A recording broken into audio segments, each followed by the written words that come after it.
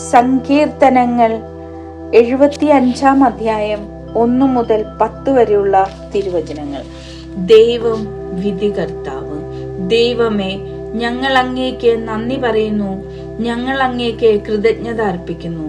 ഞങ്ങൾ അങ്ങയുടെ നാമം വിളിച്ചപേക്ഷിക്കുകയും അങ്ങയുടെ അത്ഭുത പ്രവൃത്തികളെ പ്രകീർത്തിക്കുകയും ചെയ്യുന്നു. ഞാൻ നിർണയിച്ച സമയമാകുമ്പോൾ ഞാൻ നീതിയോടെ വിധിക്കും. ഭൂമി സകല നിവാസികളോടും കൂടെ പ്രകമ്പനം കൊള്ളുമ്പോൾ ഞാനാണ് അതിന്റെ തൂണുകളെ ഉറപ്പിച്ച് നിർത്തുന്നത്. വൻപു പറയരുതെന്ന അഹങ്കാരികളോടും കൊമ്പുയർത്തരുതെന്ന ദുഷ്ടരോടും ഞാൻ പറയുന്നു.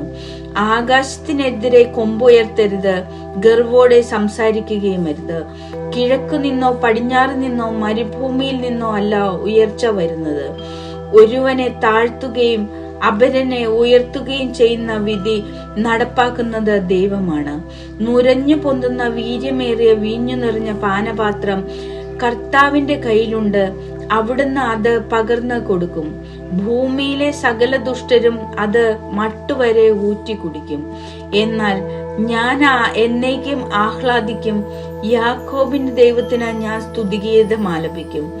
ദുഷ്ടരുടെ കൊമ്പുകൾ അവിടുന്ന് വിച്ഛേദിക്കും, നീതിമാന്മാരുടെ കൊമ്പുകൾ ഉയർത്തപ്പെടും.